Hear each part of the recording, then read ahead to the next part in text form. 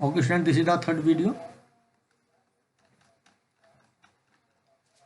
Advance to weaver to secure supplies, और ये जो सप्लाई को सुरक्षित करने के लिए बुनकरों को पैसा पेशगी देते थे। Distressed weavers wrote petition to the government to help them, और इस प्रकार से जो सरकार के संरक्षण में जो बुनकर होते थे उन पर उनकी सहायता के लिए बहुत सी बातें लिखी गई हैं। But worse was still to come, परंतु उनमें से कुछ ऐसे अधिकतर जो इससे बुरी तरह प्रभावित हुए थे।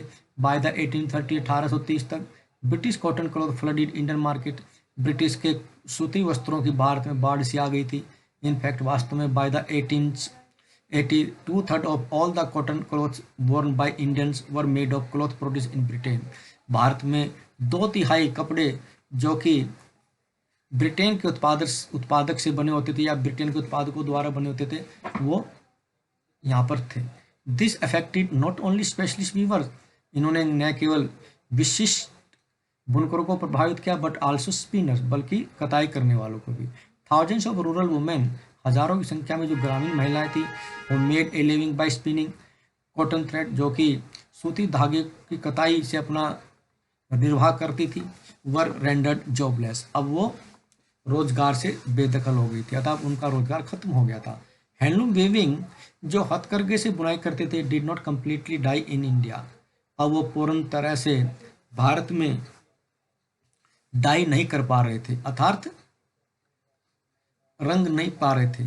दिस वाज बिकॉज, ऐसा इसलिए क्यों था कि some types of cloth could not be supplied by machines, जो कपड़ों की जो किस्में थी वो पूर्ण रूप से मशीनों के द्वारा आपूर्ति उनकी नहीं की जा सकती थी।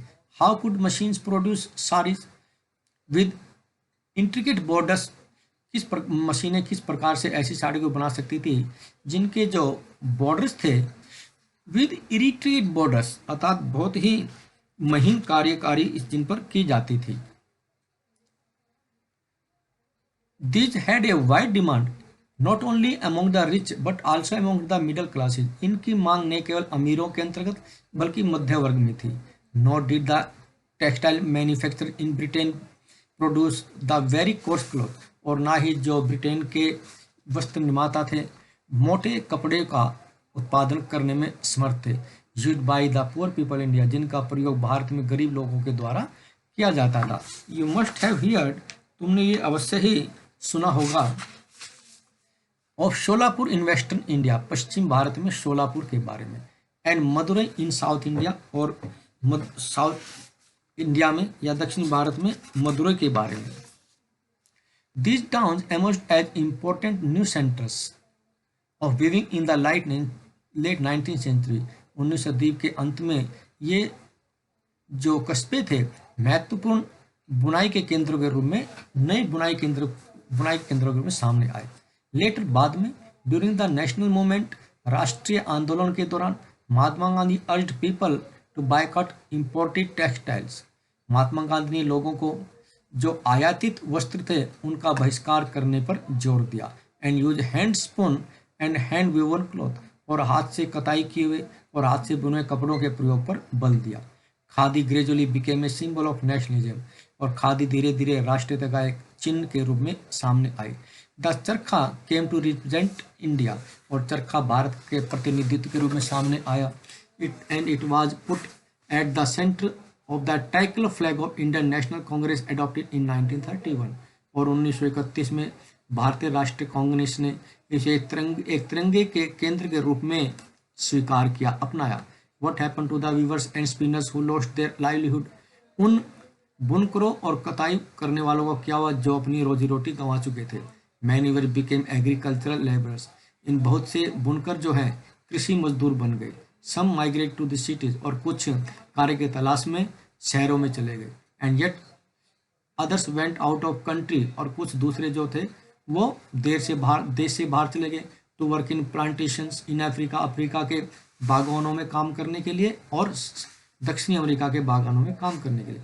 सम of this handloom weaver also found work in new cotton mills, इनमें कुछ हैंडलूम वीवर्स ने नई सूती वस्त्र मिलों में कार्य की तलाश कर ली।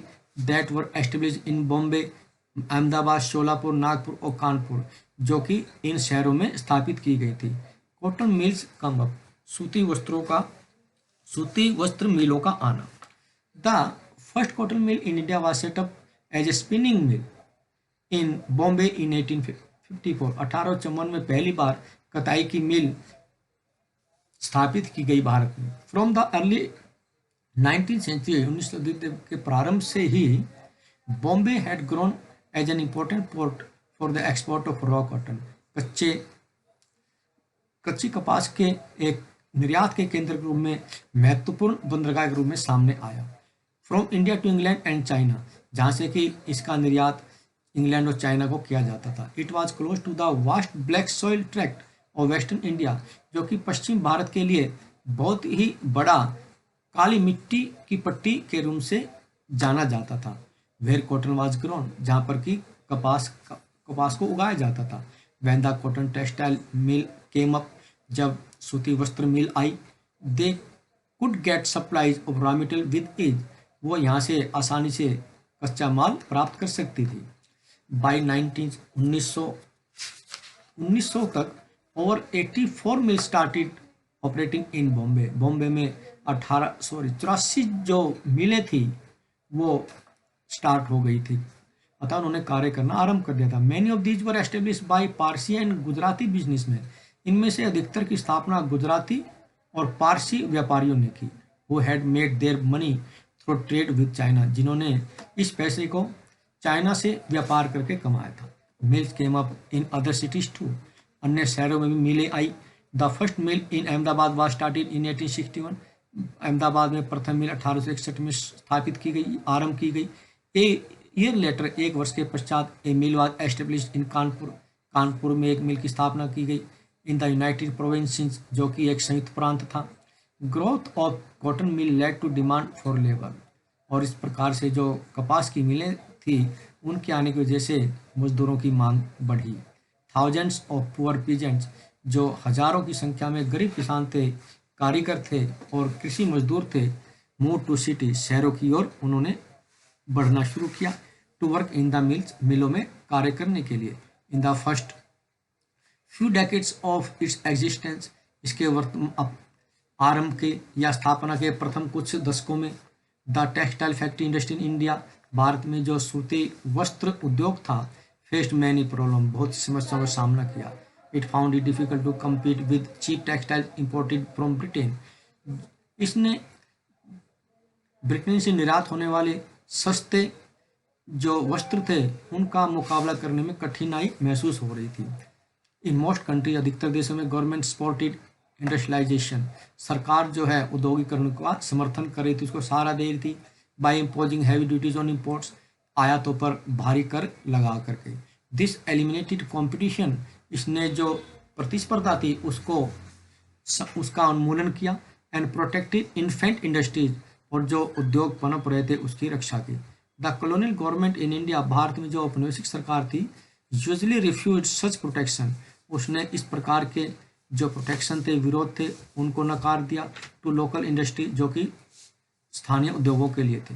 The first major support in development of cotton factory, और जो सूती वस्त्र के संबंध में जो प्रथम विकास था जो कि भारत में जिसका उत्पादन किया गया था, therefore was during the first world war, जिसे कि प्रथम विश्व युद्ध के दौरान जो किया गया था।